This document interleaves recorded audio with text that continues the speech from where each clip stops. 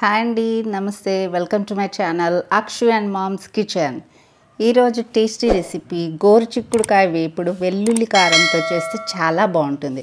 గోరుచిక్కుడుకాయలు ఒక 1/2 kg తీసుకొని చిన్న చిన్న ముక్కలుగా కట్ చేసి ఒక గిన్నెలో కొంచెం ఉప్పు వేసి గోరుచిక్కుడు మునిగే అంత నీరు వేసి సుమారు 1 గ్లాస్ సరిపోతుంది. అది వేసి కొంతసేపు ఉడకబెట్టుకోవాలి. ఈలోగా వెల్లుల్లి కారం కోసం ఎండు కొబ్బరి సగంలో సగం తీసుకొని చిన్న చిన్న ముక్కలుగా కోయాలి. చూడండి, ఇలా ముక్కలుగా కోసుకుంటే సరిపోతుంది.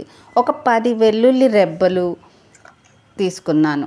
వీటిని మనం ఈ మిక్సీ జార్లో వేసుకుందాం.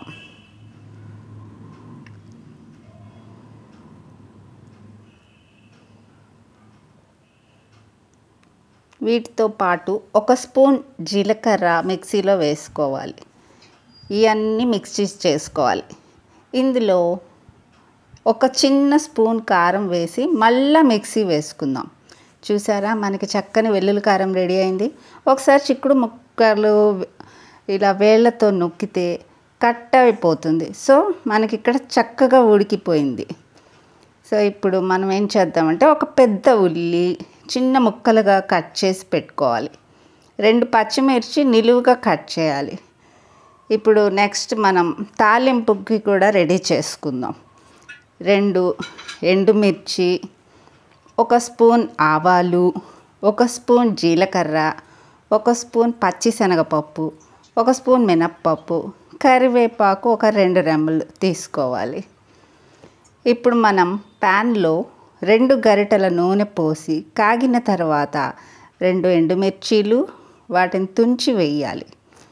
ఇప్పుడు ఆవాలు కూడా వేసి మళ్ళీ కొంచెం జీలకర్ర కూడా వేసి వాటిని కొంచెంసేపు వేపాలి. పచ్చిశనగపప్పు, మినప్పప్పు ఇవి కూడా వేసి కొంచెంసేపు వేయించాలి. ఈ వేగిన తర్వాత కరివేపాకు 2 రెబ్బలు, మళ్ళీ 2 పచ్చిమిర్చి నిలువుగా కోసినవి కూడా వేసి అందులోనే ఉల్లి ముక్కలు కూడా వేసుకొని మనం వేపుకోవాలి. కొంచెం లైట్ బ్రౌనిష్ కలర్ వచ్చేంత వరకు ఉల్లిపాయలు మనం వేపుకుందాం. ఈ కొంచెం వేగిన తర్వాత ఉడికించిన గోరుచిక్కుడు ముక్కలు వేయాలి. అందులో కొంచెం ఉప్పు వేసి చూసుకోవాలి. ఎందుకంటే ఇందాక గోరుచిక్కుడు ఉడికించేటప్పుడు నాకు ఉప్పు సరిపోలేదు. సో కొంచెం వేసుకున్నాను. అందులోనే పసుపు వేసి బాగా కలపాలి. కొంచెం ఫ్రై అయిన తర్వాత ఉల్లికారం ఒక 4 స్పూన్స్ వేసుకుంటే సరిపోతుంది.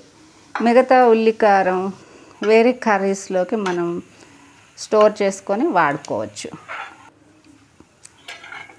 కొంచెం సేపు కదిపిన తర్వాత మూత పెట్టి కొంచెం సేపు ఉడికించి మళ్ళీ ఇప్పుడు ఒకసారి మూత తీసి మళ్ళీ ఒకసారి కలుపుకోవాలి. సో అంతేనండి, టేస్టీ టేస్టీ గోరుచిక్కుడు ఫ్రై రెడీ. ఇది అన్నంలో కొంచెం నెయ్యి వేసుకొని కలుపుకొని తింటే చాలా బాగుంటుంది. సో ట్రై చేయండి. Thank you for watching. Please like, share and subscribe.